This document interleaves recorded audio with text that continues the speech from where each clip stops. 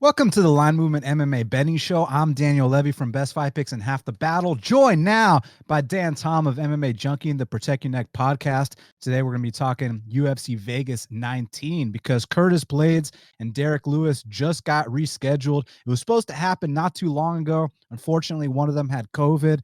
Thankfully, they made a speedy recovery, and now we get to have both heavyweights in the main event, Dan Tom.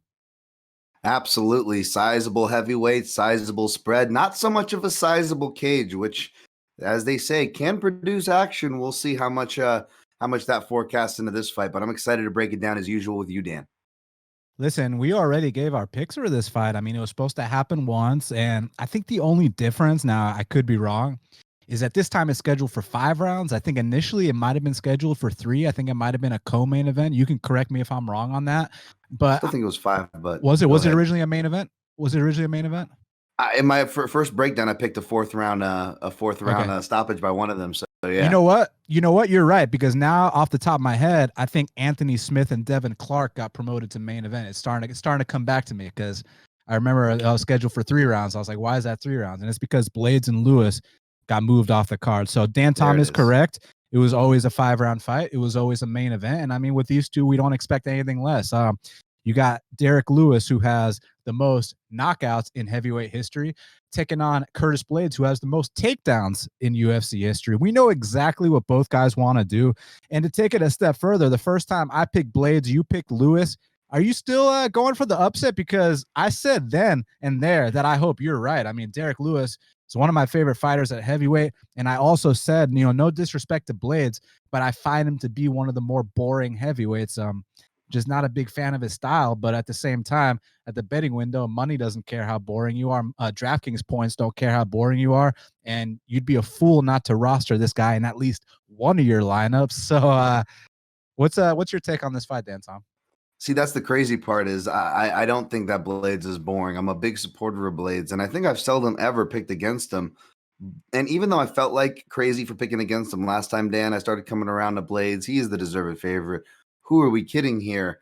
However, even when going back to look at the tape, even recently, again at that Volkov fight, granted it was for the Volkov side of things, Dan, as he fought recently, I still saw those flags there.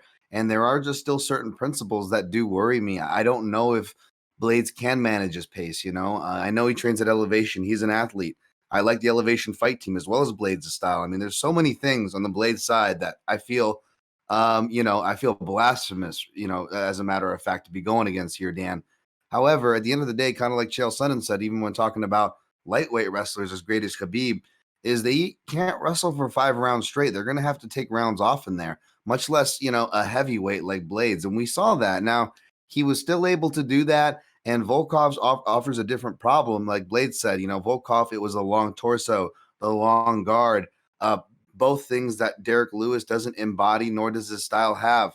However, you could argue that Volkov's turtling style is much different and not as effective as Derrick Lewis's, and that Volkov's length actually worked against him and gave places for Blaydes to kind of hook into to bring up Khabib again in those Khabib-like cage riding metas. It's going to be a lot harder on a very rounded guy who knows how to get to his base very well in Derrick Lewis. Even though Derrick Lewis isn't a jiu-jitsu guy, he's been quietly earning his rank. He earned his purple belt after getting out of some Oleinik submissions, and with Lauren Murphy's husband, who is a Gracie black belt, I believe himself, instructor. So Derrick Lewis putting in the work. We've seen him come in better shape, Dan. I'm not saying to bet him, even though you could easily make the argument that the value is on the underdog with a 3-1 spread in heavyweight MMA, but the pick is still going to be by Derrick Lewis in the later rounds. I kind of hope I'm wrong. Again, there's a lot of opposites to our picks here, right? A lot of opposites to our perspective. And I kind of hope you're right, even though you're saying you hope I'm right, Dan. It just goes to show heavyweight MMA for you. But there's just some baseline problems there that I still feel I got to see adjusted. I want to see some more control of Blaydes' pace. And I would like to see more submissions from him. And that's another reason. He's going to have to depend on knocking a durable guy out. Lewis only been knocked out by 4 guys. 2 of them were early in his career. They were southpaw strikers, former football players. Obviously a different breed than, Blaydes, granted, Blaydes has shown knockout ability on the feet. He knocked out Junior Dos Santos, who knocked out Derrick Lewis. That was just a weird fight. Mark Hunt, another aged striker. They're older guys, so that's a negative check mark. However, they're talented guys, talented strikers, and power is the last thing to go in heavyweight, right? So long-winded there, but I think you can still make a case for Derrick Lewis. We'll see if I got to be committed to the loony bin come Saturday. I mean, I hope you're right, but look, if you're picking a plus 350, then that must mean a bet. And you mentioned how, well, they got some common opponents. Lewis lost to Mark Hunt. Lewis lost to JDS. Curtis beat both those guys. They got another common opponent too, Dan Tom. Derrick Lewis beat Francis Ngannou. Now, it's funny because I talk about Blaydes being the most boring fighter in the heavyweight division. I know that Lewis versus Ngannou fight was pretty damn boring. And it's just because both guys have so much firepower that, you know, they didn't want to let it go because they know what could happen on the either side. But, I mean, Derrick Lewis, a knockout win over Volkov, beat Francis Ngannou. I think he's right up there. It's just this is a fight where he's going to get taken down. Period, point blank. It's just what happens after that. I know he's got a good get-up game, but for how long? I mean, I feel like he's going to be fatigued when he gets back up to his feet. But every instance he has standing, that's an opportunity to knock out Curtis Blaydes. And I do stand by what I said with Curtis Blaydes being the most boring fighter in the heavyweight division. When I talk like that, again, I'm not disrespecting him stylistically. I acknowledge how good of a wrestler this guy. I acknowledge that he's a top 5 heavyweight. And also, I mean, you look at the numbers, they're very, very impressive. 7 average takedowns per fight for Curtis Blaydes. So look, if you're a DraftKings player, who gives a damn if he's the most boring fighter on the heavyweight roster? Go ahead and roster him anyways, because this guy is points. But when I talk about him being the most boring fighter, it's because when you talk about the most exciting Curtis Blaydes fights, you probably referenced the Mark Hunt fight. Now, why was that fight exciting? It wasn't exciting because Curtis Blaydes put his head between Mark Hunt's legs. It was exciting because Mark Hunt dropped him. You got to see Curtis Blaydes overcome that. All the exciting parts were because of Mark Hunt. Kind of reminds me of a fight between Eric Silva and John Fitch. Like, all the exciting moments were because of Eric Silva, had nothing to do with John Fitch. But how exciting someone is has nothing to do with the pick. I got to go with Blaydes here because I just think he's going to be able to rinse and repeat the takedowns to a point where Lewis is going to be super fatigued. The Black Beast Blitz is going to, you know, the speed and the explosiveness on it is going to diminish after every single takedown. I hope I'm dead wrong. I hope Black Beast comes out here and knocks this dude's head into the 5th row. Not because I have anything against Blaydes, just because I love Derrick Lewis. Who doesn't love Derrick Lewis? This guy has the most knockouts in UFC heavyweight history. What's not to love? But we don't pick with emotion, so I'm going with the favorite here. Unfortunately, hope I'm dead wrong, but I got to go with Curtis Blaydes to grind this one out. I love that you slid in some DraftKings perspective. Allow me to close this off with a little bit of betting perspective, because you're right, Dan. You did say bet, right? And when you have those big numbers, it's hard to deny sprinkles. I try to be honest and not tell people to follow me off a cliff, but I do tell you where I'm headed, right? As we both do every week. Let's be honest here. So, in all honesty, will I be sprinkling on Lewis? Yes. And even though I don't recommend you follow me, here's an idea for perhaps a hedge. You can look at perhaps, I think, the over 1.5 here. Again, the reason why me or a couple other people who I respect are picking Lewis, whether you agree with us or not, it's because we think Lewis can survive the storm. And again, Blaydes is going to have to be relying, whether you like him or not, on stopping him by TKO, because Blaydes doesn't go for submissions, okay? He's in there just to get the win. So, in other words, I feel like it's very safe to say that this will go long unless Lewis, you know, hits him with that perfectly timed shot in the beginning, which, you know, could happen. The under 1.5, I believe, missed against Oleinik because I believe he knocks him out in the beginning of the 2nd round, his last fight.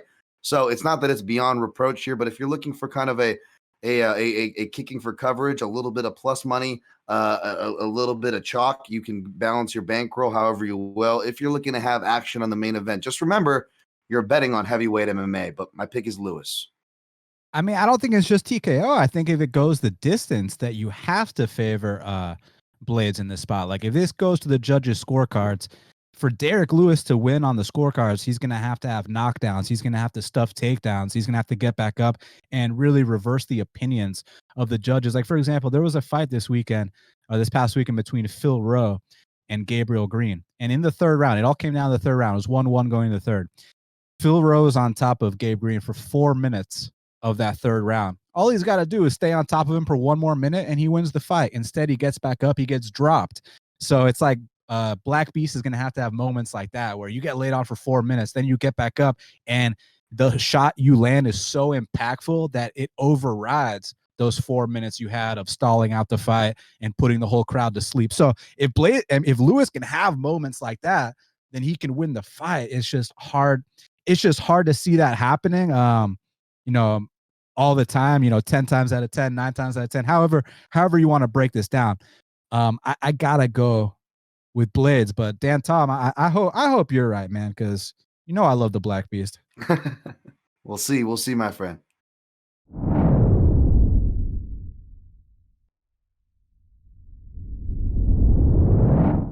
Co-main event of the evening, we got a women's bantamweight matchup between Ketlen Vieira. She's taking on Yana Kunitskaya. It's Brazil versus Russia. A lot of pride on the line. And I mean, listen, I was very, very high on Ketlen Vieira for a long time. I remember when she cashed that max bet against Kat Zingano. I remember when she tapped out Sarah McMahon in the second round. Kind of a head scratcher there with Irene Aldana. I didn't expect her to not only lose that fight, but to get knocked out in the first round. But she rebounded, so we know she got a bit of her confidence back. And with Yana Kunitskaya, I think the best thing she's got going for her is actually kind of her size for the weight class. She's 5'8". She's got a 69-inch reach. I think she's one of the bigger women in that weight class. And if she can kind of bully you around, push you up against the fence, and just kind of control the pace of the fight, dictate how it goes, she's got a great chance. But I kind of think that Ketlen Vieira is, it's so, bland and easy to say, oh, she's the more technical fighter, but like black belt in jiu-jitsu, black belt in judo, and not just a black belt in jiu-jitsu, Dan Tom, a black belt under Andre Pederneiras. We're talking about the guy that gave Jose Aldo his black belt. We're talking about the guy that gave Renan Barão his black belt, Leo Santos his black belt. You remember Laura Procopio, who just beat Molly McCann, gave her black belt as well. So we're talking about a serious black belt here in Ketlen Vieira, and we've seen in the past that Yana Kunitskaya has had some competitive fights until they hit the mat. I thought she looked pretty good against Aspinall until it hit the mat. I thought that she did pretty good against even Tanya Evinger the second time. The first time, I know she submitted her in the first round. The ref messed that up, even though I saw someone tap out to an armbar. I have no idea how that was overturned. But they rematched. She got choked out. So there's a lot of spotty moments with Yana Kunitskaya. And I think that she's talented. Like I said, she's Russian. She comes from a place where you don't have a choice but to fight, Dan Tom. And 9 times out of 10, the Russian fighters are some of the best we've seen on planet Earth. It's just that the ground game difference here really concerns me. So for that reason, I do have to favor the Brazilian Ketlen Vieira here. I do too. It's funny. I'm surprised the line hasn't really moved too much. In fact, if anything, money's come in on the underdog and very, very slight to move the money line, by the way, on Yana Kunitskaya, or I affectionately call Mama Kunitskaya, but neither here nor there. When I break down the fight, it's funny. I don't know if they think that maybe Ketlen Vieira can, have some kind of upset KO again, like happen, her one loss there in the UFC in career, I believe it happened by. However, even though Yana Kunitskaya is a kickboxer, you got to be careful with those kickboxer kickboxer accolades.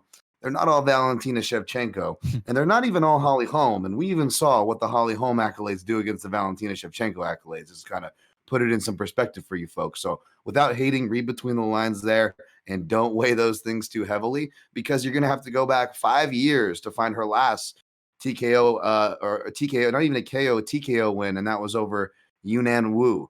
And then after that, Dan, if you want to find the last time Yana Kunitskaya stopped by someone by strikes, you really got to start getting to literally 2012, almost a decade. And at that point, you're in Cindy Dandois territory. So anyone banking on some kind of an upset knockout or the counter, you got to be careful. Not just the watered down, and I don't even want to call it shade, because again, I love me some Yana Kunitskaya, right? All respect. But I got to judge these fights critically. But even looking at her kickboxing and judging the validity, whether it's a 6 out of a 10, a 5 out of a 10, a 7 out of a 10, it almost doesn't matter, Dan, because her on paper strength, she doesn't even want none of it anymore. We saw her get better at her ground game as she made that Invicta climb up, but she would get in trouble, getting armbarred by Tanya Evinger. Like you said, right when it would hit the mat, she would start to get washed by other fighters. And Aspinall, you know what I'm saying? Say what you will about her Ki, she's a ferocious one. So I'm not trying to condemn anybody off an Aspinall loss in that division. But you got to look at the common thread, right? And what she's done since then, if you look, and you really saw it in her last fight, she just her safety zone, and you see it developing in the UFC because she gets her nose busted up on the feet, she gets submitted on the floor, and it's almost like she's in a panic. And I don't see that confidence anymore. Even a fellow UFC fighter, Ashley Yoder, in an interview said like she looked dead scared before one of her fights, backstage. And she's going to the clinch now. It's like her safety. She's like, I got to get to that clinch. Got to get to that clinch. I got to get to that clinch. And against, Juljila Storyalenko, noticed like, yeah, you can do that. Like, but against Caitlin Vieira, and I know again, we talk about Dan, the judo and jiu-jitsu black belts, they should be respected. But again, those two, like the women kickboxing credets in Brazil, those two can be common. So they're not all created equal. So you always have to be careful. But Caitlin Vieira has sold me enough to where I think she should win this fight handedly, especially in the small cage, because for me, it's not an upside knockout is the only way she loses. It's really bad judges and getting kind of Holly Holmed out there, the ha, in and out, ha, and in the big cage, maybe you worry about that, right? However, in the small cage, if I sound confident, it's because I still have a couple things I got to look for, Dan, but let's just say this is one of the few parlay pieces I've been targeting for a couple cards now that I actually feel pretty decent about. So in other words, if Caitlin Chukagian was fighting Vieira, you'd pick Chukagian. In the big cage, I think maybe it'd be a different breakdown, but against Yana Kunitskaya's Ki-less kickboxing in the small cage, it's Vieira all day.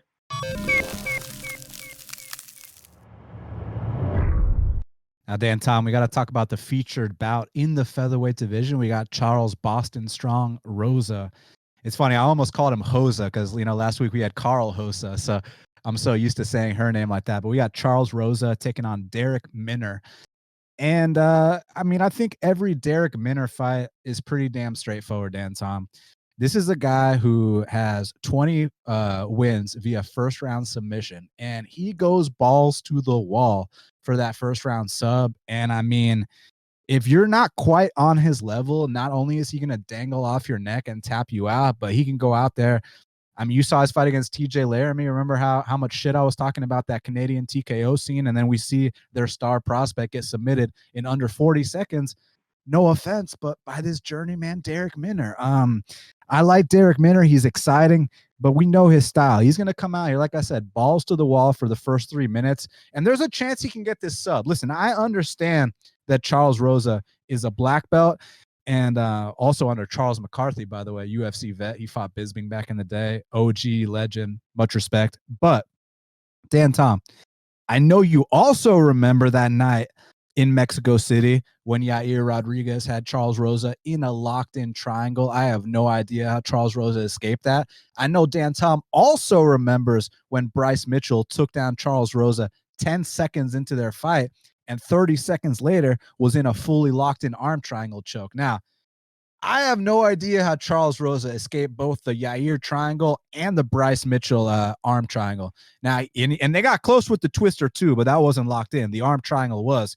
So I know this guy's got amazing submission defense, but I also know he gets into these spots badly early into the fight, and that's exactly where you don't want to be against Derek Minner. So listen, man, if this fight goes to the second and third round, I think just by default, the momentum has to shift towards Charles Rosa's favor. I don't think it would just be by some considerable margin. I don't think that Charles Rosa is just going to come out here and kill him and destroy him. And I don't mean kill. I mean, beat up the second and third rounds. I don't think it's going to be like, such a differential in output that it's like, he's out here setting a significant strike record. I don't think it's going to be like that. I think it's more so like Derek Minner dominates him in the first round, and then Charles Rosa kind of squeaks by in the second and third because maybe Minner tries to dangle off his neck, loses the guillotine, ends up on his back, and then Rosa kind of just keeps that top control for the last 3 minutes of the round. So I see Charles Rosa winning a close 29-28 type decision. However, the Derek Minner first round sub is not out of the question, despite the fact that Rosa's never been sub before. Man, I agree with that completely. Not to bury the lead, but yeah, I could see Minner, getting some love. Although the betting line is slowly creeping from the -145 to the -180 neighborhood for Rosa, which I don't disagree with. However, it gets into very dangerous territory when you get to that chalk because of what Dan said. I actually agree. This can be one of the few times that I see Derek Minner, who is like who's that guy at 170? He was in like PFL and whatnot. He is that real similar Brian Foster, I believe, very similar, not with the guillotine, but with long, leg locks, huge record of just do or die, never going to decision, right? Like something stupid. Daniel Pineda, I think, is very similar. He's been in very few decisions as well. I mean, he's definitely got that vibe to him, right? However, I agree. This is actually one, despite the small cage, all those things that play, Dan, I agree. It's going to go to a decision, but it's going to get dicey if it gets that long because Minner's going to be trying to finish along the way. The broadcast gave me too much credit. I think I technically picked Laramie. It was just one of those fights that it was way too inflated of a line. So when you have 15 cards on the docket, you really got to pick and choose your spots. I'm not going to sit there and research from, a ridiculously inflated line, but maybe I should have because I did tweet that, that first round guillotine is going to be super live. But again, they gave me too much credit on the commentary because if you look, I haven't even got to rewatch this fight. It was the most obvious thing as day. I mean, Laramie should already be watching for the guillotine, giving his stature alone. Forget that he's facing Derek Minner. But Minner's doing the obvious thing where he's got his arm wrapped around. You clearly see what he wants. And he's like punching the body or something like, oh, look over here, look over here. It's like, come on, that's not going to do any damage. Clearly, you shouldn't be worried about that. Worry about the guillotine. He did not. He got caught. And as soon as they went to the side, it was done. I don't think Rosa makes that mistake. I think he's a wild man and puts himself in precarious situations without exactly punctuating, especially on the feet. However, on the floor, even if he gets the better done out of him by Bryce Mitchell, who I've been guilty of underrating, Bryce Mitchell is serious whether you're a fan of the guy's style or not. That submission grappling is serious. So I think there's going to be some scares, but I think he could survive. I don't think Charles Rosa has no submission losses next to his record for nothing, folks. So good luck to you if you bet on Rosa. Rosa's a guy I've always been a fan of. That Yair fight, he didn't win it, but that was a fun fight. That was a blood and guts fight. Yair was like throwing up in the post fight. I mean, those guys gave it their all.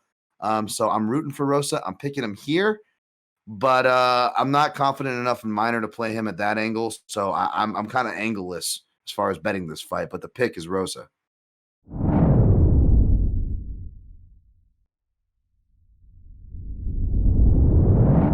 Now, Dan Tom, next up in the heavyweight division, we got a matchup between the up-and-coming prospect, Chris Daukaus, against the grizzled veteran, Alexei Oleinik. We got two black belts in there.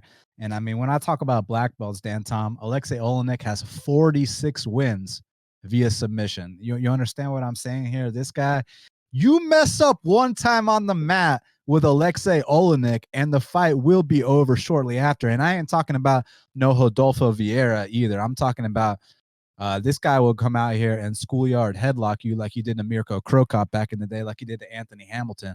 I think it's called, the scarf hold, but I know it's called that, but I like calling it the schoolyard headlock, Dan Tom. But listen, all jokes aside, so this is interesting because normally when I see, a minus 170 next to, a guy like Daukaus over a vet like Oleinik, and when I say a guy like Daukaus, I just mean, someone that's 2-0 in the UFC. Normally I proceed with caution. However, this might be similar to the Jamal Hill versus OSP situation where, like, I'm not calling Daukaus the next Jamal Hill, but what I am saying is this could be a spot where the prospect comes out here and beats the vet. And the reason I say that is because Daukaus, he's got this black belt in jiu-jitsu too. Now, we haven't seen it on the UFC yet, so we don't know, to what extent, because, there's black belts and then there's black belts, but I know his brother's really damn good on the mat. I assume they come from the same school. If his brother is a legit black belt, I'm sure he's a legit black belt too. And oftentimes with the brother tandems, there's the good brother and the shitty brother. And it's funny because initially we thought that Chris Daukaus was the shitty brother, but look at him, 2-0 in the UFC. He's fighting a ranked opponent first. I mean, if he beats Alexei Oleinik, he's in the top 15. So actually, I think both Daukaus brothers are pretty damn good. But Chris is the one that's fighting with a ranked guy now. So he actually got there before Kyle, which is interesting because coming into it, we didn't think that that was the case. And I think the reason why is because if you watch some of Chris Daukaus's regional fights, he was kind of like, he was a fat guy, Dan Tom. We were like, man, who's this fat bum? But man, he has had quite the transformation. I think he lost 20 to 30 pounds. the hand speed at heavyweight. Man, he's got some hand speed, Dan Tom. And I think obviously his hands are a lot faster than Alexei Oleinik's. Look, you just got to watch out for these vet tricks. I mean, Alexei, how many fights has the guy had? Over 60. I mean, the guy, when you have 45 subs on your record, I mean, that's just the subs. That's not even counting the fact that he's got 8 knockout wins. He's got 5 decision wins. I mean, the guy is such a grizzled vet that you go out there, you make a rookie mistake against him, he will capitalize. But stylistically speaking, I kind of like Daukaus in this matchup because I think his hands are faster than Alexei Oleinik, and I don't think he's a fish out of water on the mat either. I think that he's good enough to hold his own.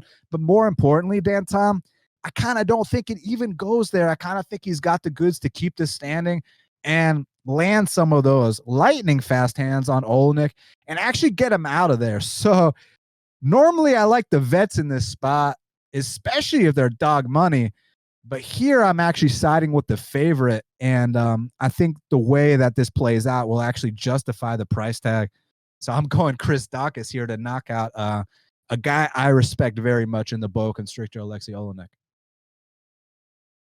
Yeah, I was with you. You know me, I'm usually in the dogs on this spot too. I was looking to bet the grandpa, but the more I looked at it, and he's also lost some weight too. He got himself. They're both been weighing at 227 in their last couple of fights. There's been some type of fountain of youth going around at the American Top Team, it appears, but neither here nor there. Chris Daukaus has been really, shaping up as well. Easy to discount him because, it looks like he's actually got like a 76-inch reach. It's listed, but he looks like he's got T-Rex arms, maybe because he's got the big belly in contrast and a lot of that earlier footage, Dan. I also didn't like that from my memory, and even, it was justified going back to look at it. He clinches up a lot, which was really bothersome. However, not just the weight loss in these last 2 fights, his distance management seems to be, and his fight IQ really have seen it gone up at another level. There's a lot of, it's hard to explain, but there's a lot of exchanges where, as crazy and as chaotic and as ugly as they are, heavyweight, it's first round heavyweight action. There's a lot of excuses where he could have followed a guy into the clinch. We saw a lot of that, right? Hurting the guy and taking him down. Like, what are you doing, right? That's when you're pulling your hair out, from commentary to bettors alike. He wasn't doing those things. He was getting his space. Even when he did crash, he would recollect and then snap off punches again. That's exactly what you want to do against a guy like Oleinik, who's going to be looking to grab onto you. And when Oleinik grabs onto you, if you're well schooled, you should be able to know what you're doing. Now, not all Brazilian Jiu-Jitsu black belts are alike, but I believe he also got his black belt before Kyle. And, it's funny you said we thought Kyle was the bad brother, because I definitely am aware and have joked about that parody before. But you look at his tattoo, it says "My brother's keeper," and I'm like, oh, maybe he is the alpha brother after all, right? He's the cop, and he's getting in shape. But it's not even just the physicality or the jiu-jitsu, it's the boxing. And I love that, he does have a brother who's a southpaw. So he's got the southpaw and orthodox looks. He can even kind of do a little bit of himself, although he mainly fights from orthodox. I really like that, because Oleinik, he's actually been improving his striking lately. Like, don't sleep on it. Like, just, old dogs can learn new tricks. Like, Oleinik was doing some clever stuff to Verdum, hitting down the shell of the arm and punching through the guard, like real clever stuff, shifting the southpaw. But I like that Daukaus has that on his radar. He seems like a real competitive guy. I got to rewatch his knockout losses, Dan, but he seems like a pretty sturdy dude. Heavyweight's heavyweight. You can't really condemn people too hard for you're going to get some knockout losses on your record if you fight long enough at heavyweight. So even though it's against what I usually go for, I too am going to side with the favorite here. I don't know if this is a fight for me to bet. I think this is more of a show me fight for Daukaus, but I don't disagree with him being the favorite.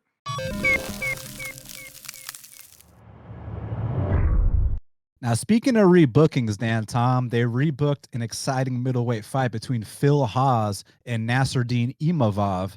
They were initially supposed to fight not too long ago. Phil Hawes, I'm not sure if it was COVID or something else. I don't know if it ever came out what exactly the deal was, but bottom line, they're fighting again this weekend. And a lot of the narrative is that if Phil Hawes can't get him out early, that Nasruddin Imavov is going to take over in the second and third round. And I'm not quite sure that I agree with that narrative, Dan Tom, and let me tell you exactly why. I think Phil Hawes was a guy that was fighting serious competition so young into his career. Dan Tom, he was 3-0 as a pro, 3-0, and then they put him in there with Andrew Sanchez on the Ultimate Fighter. And it's like, we can say what we want about Andrew Sanchez, and I'm sure if they rematch now, it'd be a different story. But like a 3-0, guys, like you still have to pay your dues. There's still levels to this shit. A 3-0 guy fighting Andrew Sanchez. Okay, there's no shame in that. Then, he wins a fight on the regional scene. Now he's 4-0. Here's Lewis Taylor, the PFL $1 million winner, the guy that knocked out a Russian in the finals, won the $1 million, like a guy that went 5 rounds with David Branch. Here's Lewis Taylor.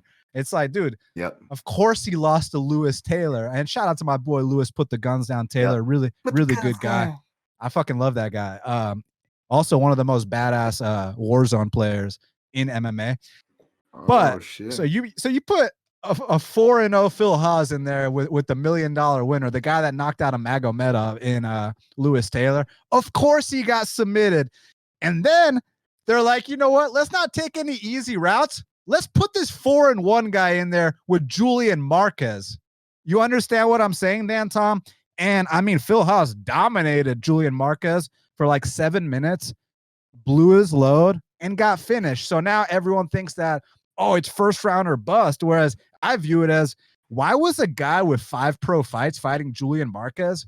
Why was a guy with 4 pro fights fighting Lewis Taylor? Why was a guy with 3 pro fights fighting Andrew Sanchez? So to me, now he's paid his dues. Now he's ready for the UFC. And I don't think he's first round or bust, Dan Tom. I think he knows how to pace himself now. I think he learned from his mistakes. And actually, I think we're going to see a rising contender that impresses a lot of people. He's got the one-punch knockout power. He's got the D1 wrestling background. He's an athletic freak. And look, I like this kid, Imavov, very tough. You know, if you start to slow down on a guy like Nasruddin Imavov, he's going to get dirty with you and he's going to go out there and break you. The thing is, I truly believe that Phil Hawes has learned from his mistakes, and I don't think he's going to have that adrenaline dump. I don't think he's going to, push the pedal to the metal to where he has nothing left after 5 minutes. I think he's a different fighter now, Dan Tom. So I do think he comes out here and knocks out Nasruddin Imavov in the first round. However, if he doesn't, I still think he wins the fight. I think he can get on top of him. I think he can win a decision. I think he can ground and pound TKO him. I just think Phil Hawes is winning this fight, and I think people are disrespecting him because back when he had less than 5 pro fights, he lost to a couple established fighters, Dan Tom. So I think everybody is conveniently leaving out those facts, and I'm going Phil Hawes here to emphatically defeat Nasruddin Imavov. Well, Dan, I don't know, man. The people that I'm counting on aren't disrespecting him enough, if you ask me, because these odds makers who went ahead and disrespected him the first time around, I wouldn't have been mad if they disrespected him the second time around, Dan. I wanted that plus money. But it goes to show that they listen to shows like this, like your show, like my show, because sure enough, magically, just like what was that line on that Moldovan cat, the Moldovan guy that can fight? I forget, but I forget, like he was underdog odds to Rodrigo de Lima, and then all of a sudden he was like a playable favorite, and then he's like 10x, he's like $2 more, like the minus 350 range. I'm like, what's going on here? Come on, guys. They couldn't show their hand anymore, so we're watching you guys. That's right. You talking about right. my boy that does the schoolyard headlocks also? Yeah, that guy. I believe it was that same guy too. It's just one of those things where the fight doesn't happen with the COVID like we're happening. And it's just funny because if you look at these, like nothing happens between the fights, folks. If anything happens, and here's how you really know they're listening to us, because I'll tell you, it wasn't COVID, Dan. It was a leg injury. And it was a leg injury on which side? The guy that they went ahead and corrected from the dog to the favorite, Hawes. Hawes had a leg injury. Now, me making extra leg jokes about Hawes' side, honestly, like you're gonna go ahead and now make the guy the favorite, like that should be a flag. If we're forgetting, fighter A, fighter B, just forget who they are for a second. The fight gets rebooked in a couple of weeks, Dan. The only difference is the reason why it's rebooked is because fighter B had a leg injury. Fighter B was also open the dog. How is fighter B now the favorite? What kind of fucked up math equations are they giving us here? Anyways, I'm not gonna get too upset with it because I agree with you, Dan. People have really recency bias. They're really quick to condemn losses. Undefeated things are so rare. Khabib's thing is so rare in this sport, folks. The problem is too, when you are, titled as the next Khabib, not that this guy was, but as a prospect, they're going to throw you heavy hitting guys. And I love the put the guns down. Shout out to Louis Taylor and those early losses. I think that Hawes has learned from those. And I think the overcorrecting on the steering wheel to why we saw Imavov, even though, the odds makers are trying to hide their face on that one. Why they opened him as the favorite and why maybe people are excited about him is because they see the OV. Dan, you know all about the OV. You preach about the OV and the dangers about the OV. And I think this is one of those cases. I love France. I love Gasparino films. I love my French people. But this is not a diss on France, but this is a guy that, he didn't come, he wasn't, bred in the hard mountains of Dagestan with like Wushu Sanda accolades or Sambo accolades, or shout out to Rashid Magomedov, hand-to-hand combat accolades. You know how many of those are on his profile, on his UFC profile, Dan? 0. What about the kickboxing stuff, kickboxing records, basic boxing records? They have that stuff in France. They have jiu-jitsu ranks in France. You want to know how much of that stuff's listed on his resume? The guy's got a nice 1-2, and if he hits that 1-2, he could very well win this fight. Don't get it twisted, folks. He's got a really nice 1-2.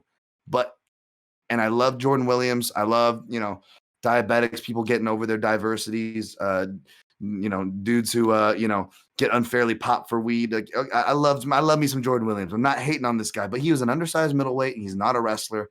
And he was able to push you and make a dog fight against the cage. I don't like that, man. I don't like that. Imavov doesn't show to be some building cardio freak either, to take advantage of like a Phil Hawes, going for the finish early and gassing himself out. I'm not even sure he's going to have that edge, right? So I'm going to go with Hawes here. I just wish we were getting the plus money opener that they initially gave us.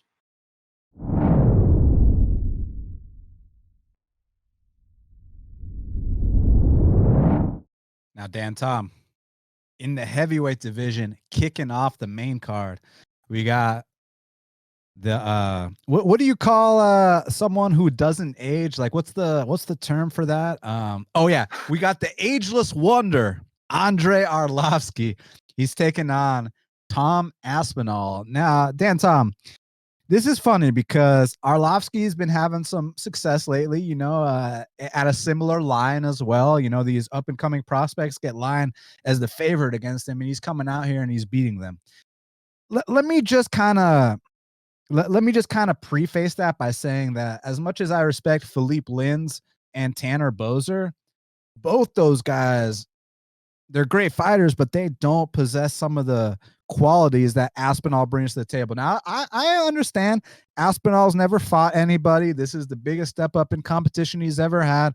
I completely understand all of that. However, what Aspinall brings, physically speaking, compared to all these other guys, is firstly, he's 6'5", which, Philippe Lins and Tanner Boser are not 6'5". I mean, Tanner Boser was praised for being one of the smaller heavyweights. In fact, all the media pissed off Tanner Boser by asking him frequently, like, hey, you're going to drop the 205? And he's like, why the fuck would I drop the 205 when I'm having all this success at heavyweight? So just to let y'all know, like, people were asking Boser prior to that fight, like, hey, maybe you're too small. There's not a single soul on planet Earth that is asking Tom Aspinall to drop to 205 pounds. This 6'5" man that weighs 265 pounds has an over 80-inch reach. No one's saying a goddamn thing about him dropping to 205. And Philippe Lynch, there was all this talk about, hey, he won the PFL tournament, but a lot of people were calling PFL the PED Fight League. You know what I'm saying? So a lot of people think that Philippe Lynch, he trains at ATT. He trains at Anabolic Top Team. A lot of people were saying that here on the UFC is not going to be the same with the USADA drug testing. Not a single soul is saying that about Tom Aspinall, Dan Tom.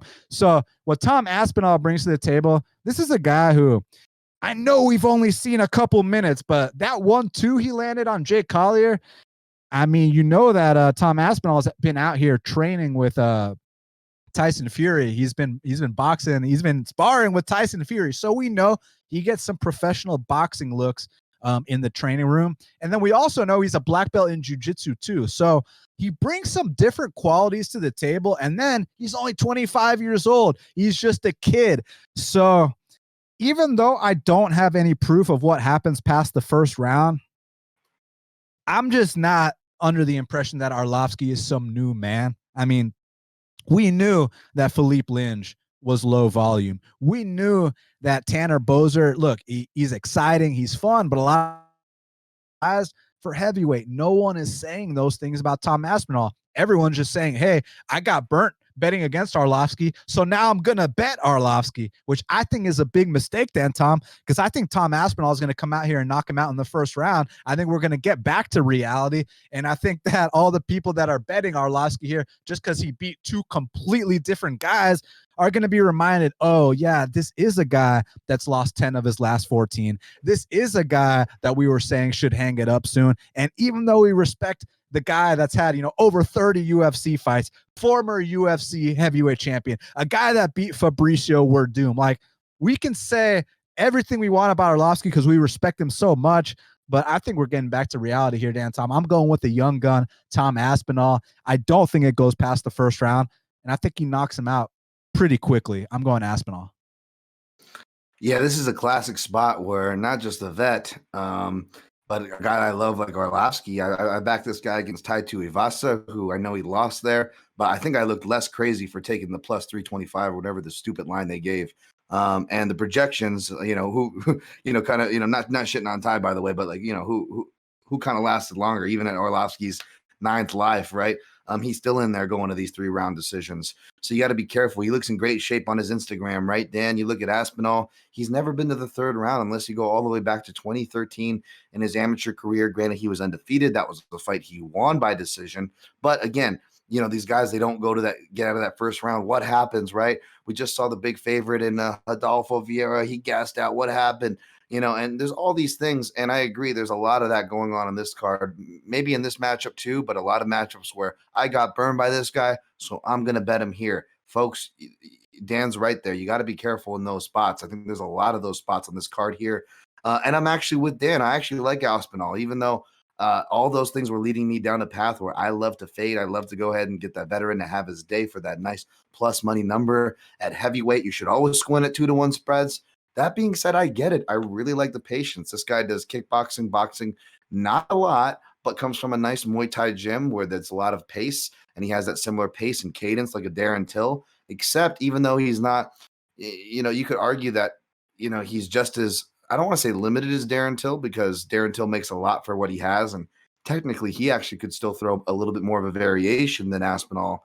But Aspinall is right there. He just does it from a different stance. He does it from an orthodox stance. He does feints. He cuts off the cage. He has really good awareness.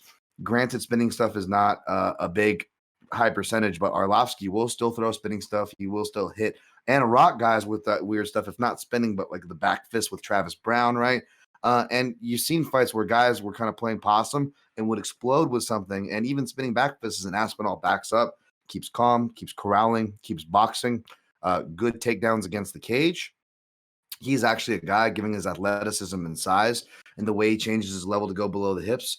He is actually a guy I could see actually getting Arlovski down, which could open up a submission. And, I know Aspinall has the one submission loss by heel hook, but yeah, Arlovski's last submission win might have been a leg lock. But Dan, that was 16 years. And by the time this gets released, 8 days to the day this gets released, February 5th, 2005, I was in a hotel room watching that one on replay the morning after, baby.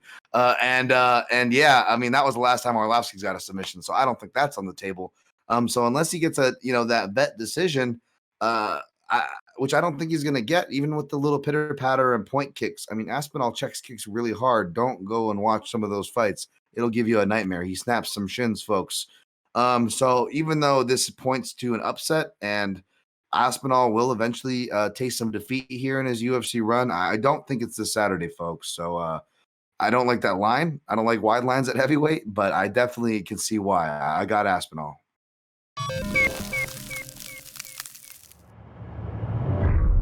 And last but not least, Dan Tom, we're going to give the fans a little bonus here. We're going to talk about a featherweight matchup between the former M1 champion, Nate Landwehr, and he's taking on the experienced vet, Julian Rosa, the former tough competitor. And man, this is going to be one hell of a fight. I wanted to talk about this because there is no way that this fight is not going to be exciting, Dan Tom. I mean, you got a guy in Nate Landwehr, and every time I talk about him, I mention the same things. But for those that don't know about Nate, I got to keep bringing this up because it's so badass how he was that guy, American guy from the South, by the way, Dan Tom. He'd go over to Russia in M1 Global, the Russian promotion that used to, they used to represent Fedor, that represented Movsar Ivloyev, all these badasses. So Nate Landwehr goes over there, and at first it's like, who's this fucking American fighting our people? And then he goes on to become the M1 Global featherweight champion. And then he became a superstar because the guy's got a very colorful personality. He's got these vibrant entrances. He's got the sunglasses, the American flag draped on his back. And it eventually became a thing where like the Russian people started treating him like one of their own. They're like, man, like this guy, because he fights with a lot of spirit. He fights with a lot of heart. It's not like he was out there against these Russians kind of squeaking out boring decisions and pissing all the Russians off. He was out there fighting balls to the wall to the point where all the Russians started respecting him, goes out there, defends his title. And eventually he was on a collision course with then bantamweight Movsar Evloyev. So if you go back and you look at the kind of beef those two have, they were supposed to fight. It was supposed to be champ versus champ. Both guys end up getting signed to the UFC, Dan Tom. With Julian Erosa, he was on The Ultimate Fighter the season that Conor McGregor coached, and a lot of people thought he might be the front runner to win that season of The Ultimate Fighter. Unfortunately, Paul Rogers, he lied on his papers about his visa or something like that. So Saul Rogers was supposed to be the original finalist. Then they put Ryan Hall in there, the guy that lost to Saul Rogers. Ryan Hall ends up beating Artem Lobov. Artem Lobov knocked out Julian Erosa in the semifinals. So that being said, Erosa, very tall for featherweight. He's 6'1". He's kind of got like a bit of a poor man's Dominic Cruz style. He very elusive footwork, switches his stance, works off that jab, long for the weight class.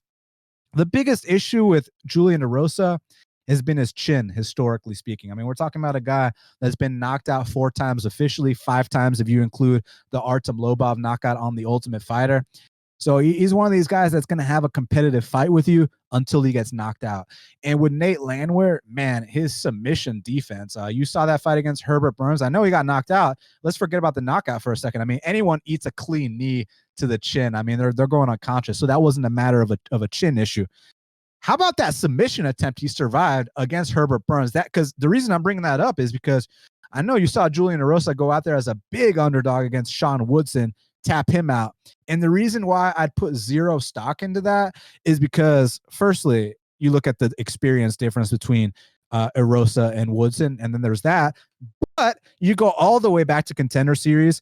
You watch Sean Woodson's fight. He got dominated on the mat the entire fight until he landed the flying knee. And Dana White was like, look, he landed a flying knee on a week short notice, so I'm going to sign him. But anyone that watches the film on this guy knows where his weakness is and is going to dominate him on the mat. So I can't sit here and act surprised that Julian Erosa tapped the guy out. But what I will say, Dan Tom, is that was no clean performance. He got his ass beat that first round. Now, granted, he's the experienced vet. He came back in the second round, finished him in the third. Whereas here, he's not dealing with a rookie in Nate Landwehr. He's dealing with a guy that's been there, has done that, has seen it all. And I just think that in a fight like this between two very tough guys, I think the more durable guy is going to win, and I think that's Nate Landwehr. So I know he felt so unthreatened by Darren Elkins that in the middle of the fight, he's literally fighting with his hands down. He's like, Dana, you know what I mean? Like, I understand he was being very cocky in that fight. I think he'll be a little bit more threatened here by Erosa just because of the height, being 6'1" at featherweight. Maybe that's kind of a different look for him. I don't think he's going to be as cocky or as arrogant. I think he's going to be a little bit more focused here. I think he's beating Julian Erosa, man. I like the work rate from both, but I like the durability of Nate Landwehr more. And I just like his willingness to go forward. If it's a close fight, I kind of see Erosa on the back foot, whereas I see Landwehr pushing forward. Those little things make a difference in close fights. I'm going with Nate Landwehr. Maybe inside the distance, but if it hits the scorecards, I still got Landwehr. So I'm going with Nate the Train. I love it, man. Nate the Train, I think, was my initial pick. I think he should be favored, which he did open. Money has come in on Rosa at the time of this video to where it's practically even, although Rosa's still the least sexy underdog. You can get a minus 105, minus 115. Of course, I always say practically even at that point. So, you know, as far as betting goes, you can definitely make a case for anybody at dog money, and that's definitely the broad strokes of if you even want to touch this one. The safest bet is to enjoy it as a fan or bet for the fight of the night because I think it's going to be fun. I reserved the right to change my pick, but I ended up changing from not changing officially, but I had to type in a pick last night to submit them early for staff picks in case this one makes it on the main card. And I ended up going with Rosa. And it's not necessarily because I'm extreme couture bias. I don't even know if my man Nick sits in that corner. I've never met Rosa. I've always felt for him, you know, after crashing Ferris's car. I'm glad his dad forgave him. But Cameron from Ferris Bueller jokes, jokes aside, although this matchup, you look at both guys, these guys both look like they're straight out of the 80s, right? And I'm not hating because I love both guys. But I'm going to go with him here. He's more active, getting better training. I think that whereas, you know, Landwehr, I mean, again, man, this guy was like having to go over to Russia. And I know this, I was covering, thanks to MMA Junkie Radio, interviewing Landwehr in his M1 days back in like 2018 and stuff, maybe as early as 2017. So I've definitely been on the Nate the train. So I don't know if I could even bet against this guy. So I don't think I'll be touching this fight, but I will share this interesting stat. So it's not just conjecture here because there's still a couple of things I want to dive into. And Dan, you know, all the other shows, they can go to the UFC.com and, you know, regurgitate those bogus stats to you. But here, you know, Dan will actually put strike and knockdown rate stuff into context, where I would argue my strength, Dan, is more southpaw and small cage stats within the context of stylistic fights, right? So within that spirit, let's look at this here. Let's look at the small cage and southpaws. And I bring this up because Rosa, let's go over Nate Landwehr's sample size. It's super small. You really can't say much. But when he's fought in the UFC small cage, he's lost. He got knocked out by Herbert Burns. When he fought in the bigger cage against Darren Elkins, he won. Okay. Whereas Rosa, everyone remembers that 0-3 stretch, right, Dan? However, he has won every fight in the small cage in the UFC, dating back to the Tough 22 finale, to, you know, Sean Woodson, to his Dana White Contender Series against Jamal Emmers. And literally every fight that's happened in a bigger cage, he's lost. Now, furthermore, even going back, you know, all the way to this first, you know, knockout loss to Teruto Ishihara, perhaps even Bobby McIntyre on the regional scene, all of his knockout losses have come to southpaws, minus the freak that is Devontae Smith. And Devontae Smith, not just a freak, looking technically sound. I mean, just an absolute stud. So, yeah, that's the one outlier. But other than that, it's been southpaws and it's been big cages. He gets himself an orthodox fighter in the small cage who I think his aggression is going to save him. He does need that, Dan. But however, his wildness does scare me. Even in fights that he's winning, you're like, what are you doing, dude? Don't give this away. I love that you're making this a fun fight and screaming at Dana. But don't give this away, man. You know what I'm saying? So part of that worries me. I don't disagree. I think if we were to pick straws, I would say he's the more durable fighter. I would have definitely said that before the Herbert knockout loss. But after seeing that and the positions that he puts himself, and I know that Julian Rosa is the one that's coming off of a head kick loss as far as you look at their last knockout losses. I could actually see Rosa getting a head kick knockout here. However, I could also see Landwehr getting an overhand right knockout on the tall guys he's backing up toward the cage, right? That being said, Rosa likes to pressure when he's at his best. He is pressuring for better or worse. So I'm gonna pick Rosa here, Dan. I'll reserve my right to change it because it's gonna be a wild fight. I want to look at a few more things, but I will throw out those interesting stats.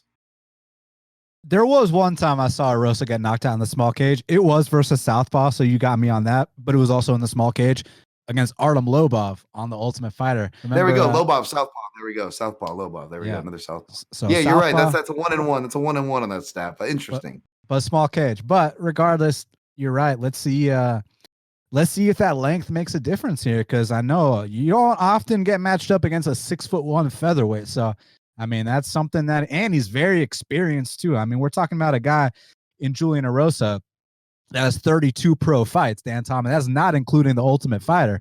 So he's got over 32 pro fights. So very experienced guy.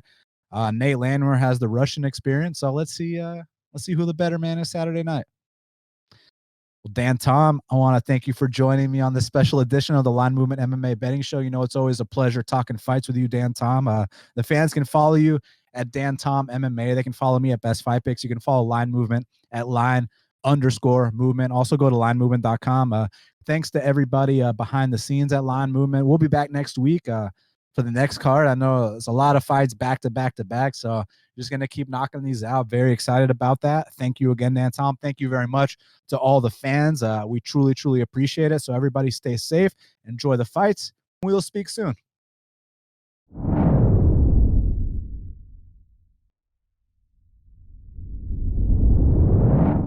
What's up, Line Movement fam? If you liked what you saw, make sure you click on any of the videos on your screen and subscribe to Line Movement today.